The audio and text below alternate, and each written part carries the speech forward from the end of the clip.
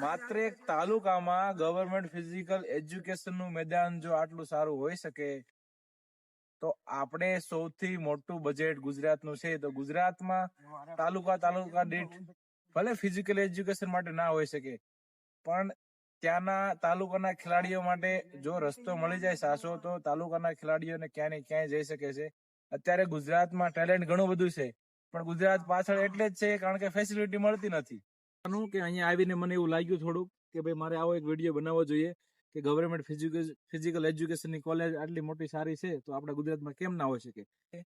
તો ગુજરાત સરકારને અપીલ છે કે જે બીજી બધી યોજનાઓમાં પૈસા ખર્ચે છે, ખોટી યોજનાઓમાં, એની જગ્યાએ ગવર્મેન્ટ કોલેજો બનાવો ફિઝિકલ એજ્યુકેશનની અને ભરતી પાડો, તો જેના લીધેથી આવનાર ગુજરાતનું ભવિષ્ય રમતગમતના ખેલાડીઓ માટે બહુ સારું મળે. Good morning Gujarat. અત્યારે હું છું શ્રીનગરમાં. શ્રીનગરનો એક તાલુકો છે જેનું નામ છે ગંડરેબલ તાલુકો, અને અહીંયા તમે પાછળ જોઈ શકો છો government college of physical education હજી હાલ બની રહ્યું છે, પણ અહીંયાના ગ્રાઉન્ડ હું તમને બતાવીશ વિડીયોમાં, તમે આગળની જોતા રહેજો. ગવર્મેન્ટ કોલેજ છે છતાં કેટલી બધી ફેસિલિટી હોસ્ટેલમાં છે. વિચાર કરો, નેશનલ ગેમ્સ છે તો નેશનલ ગેમ ને રહેવા માટે સુવિધાઓ અહીંયા આપી છે, એટલી સારી હોસ્ટેલ છે અને ગવર્મેન્ટ છે. આવી ફિઝિકલ એજ્યુકેશનની મોટી કોલેજો ખોલો, અને કોલેજ ખોલ્યા પછી પણ તમે એ લોકોનો રોજગાર મળી શકે એ રીતે સ્કૂલોમાં વેકેન્સી કાઢો, ગવર્મેન્ટ એજ્યુકેશનની વેકેન્સી કાઢો, ગવર્મેન્ટ પીટીટીસરની વેકેન્સીઓ કાઢો.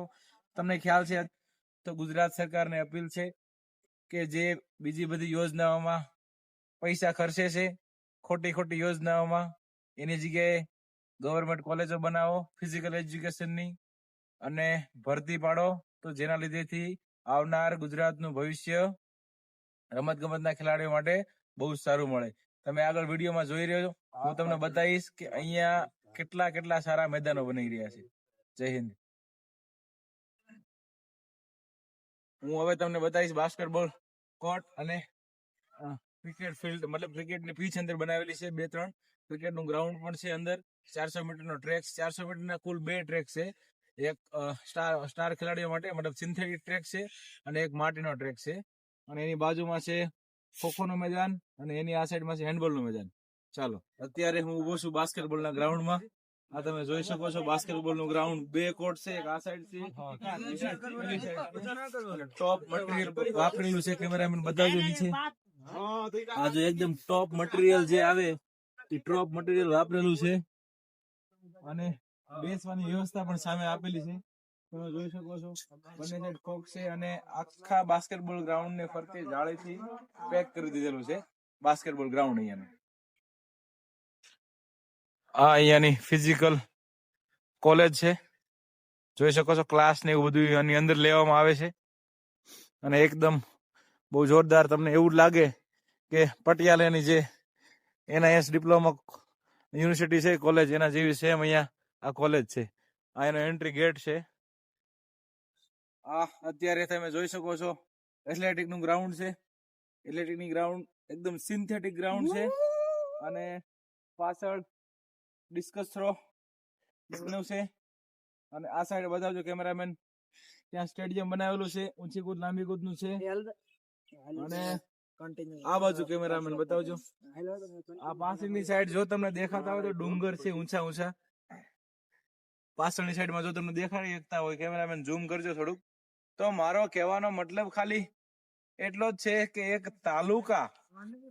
માત્ર એક તાલુકામાં ગવર્મેન્ટ ફિઝિકલ એજ્યુકેશનનું મેદાન જો આટલું સારું હોઈ શકે તો આપણે સૌથી મોટું બજેટ ગુજરાતનું છે. તો ગુજરાતમાં તાલુકા દીઠ ભલે ફિઝિકલ એજ્યુકેશન માટે ના હોઈ શકે, પણ ત્યાંના તાલુકાના ખેલાડીઓ માટે જો રસ્તો મળી જાય સાસો, તો તાલુકાના ખેલાડીઓને ક્યાંય ને ક્યાંય જઈ શકે છે.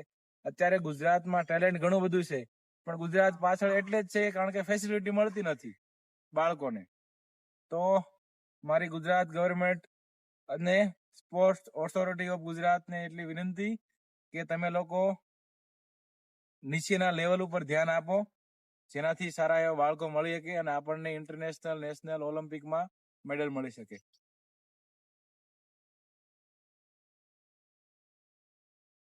આ મારી પાછળ તમે જોઈ રહ્યા છો બેડમિન્ટન હોલ છે, ઇન્ડોર બેડમિન્ટન હોલ, અને અંદર અત્યારે લોક છે. જો ખુલશે તો હું તમને પછી બતાવીશ. હું આગળ તમને બીજું મેદાન બતાવું. ચાલો. અત્યારે મારી પાછળ ખોખોનું મેદાન છે. તો તમને હું બતાવું આગળ ખોખોનું મેદાન આ લોકોએ કેવું બનાવ્યું છે. મેટ્સથી આખું મેદાન મેટ્સથી કવર કરી લીધેલું છે. તો ચાલો હું તમને બતાવું ખોખોનું મેદાન. તો આખું મેદાન તમે જોઈ શકો છો મેટ્સથી કવર કરેલું છે. અને હાલ જુડોની મેટ્સ ઉપર રાખેલી છે પ્રેક્ટિસ માટે. અને આ મારી પાછળ છે ખોખોનું મેદાન. તો મિત્રો ખાલી ગુજરાતને એટલું જ કહેવાનું, ગુજરાતના અધિકારીઓને અને સ્પોર્ટ્સ ઓથોરિટી ગુજરાતને, કે તમે મહેનત તમારી રીતે કરી રહ્યા છો, અમને ખ્યાલ છે બધાને, પણ તમે બાળકોનું અને ખેલાડીઓના ભવિષ્યનું વિચારો થોડુંક.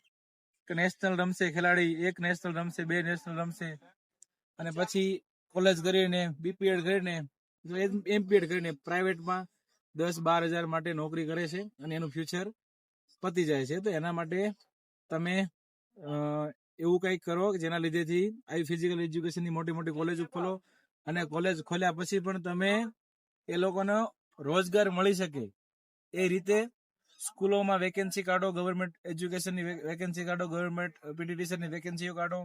તમને ખ્યાલ છે અત્યારે કે લગભગ છેલ્લા 15-16 વર્ષથી શિક્ષકની ભરતી થઈ નથી, ગવર્મેન્ટ શિક્ષકની. મોટી મોટી કોલેજો આપણા ગુજરાતમાં છે, અને એ કેમ ચાલે છે આપણને બધાને ખબર છે. અત્યારે હાલ ખેલ સહાયક નામની યોજના લાવી રહ્યા છે. એમાં ગુજરાતના જે ઘણા બધા ખેલ સહાયકો છે 21,000માં નોકરી કરી રહ્યા છે. તો બસ ગુજરાતને એટલું જ કહેવાનું કે અહીંયા આવીને મને એવું લાગ્યું થોડુંક કે ભાઈ મારે આવો એક વિડીયો બનાવવો જોઈએ કે ગવર્મેન્ટ ફિઝિકલ એજ્યુકેશનની કોલેજ આટલી મોટી સારી છે તો આપણા ગુજરાતમાં કેમ ના હોઈ શકે. તો કોઈને ખોટું લાગ્યું હોય અથવા સ્પોર્ટ ઓથોરિટી ગુજરાતના અધિકારીને ખોટું લાગ્યું હોય તેના માટે હું દિલથી સોરી માંગુ છું. પણ ખેલાડીઓનું ભવિષ્યનું વિચારજો. જય માતાજી.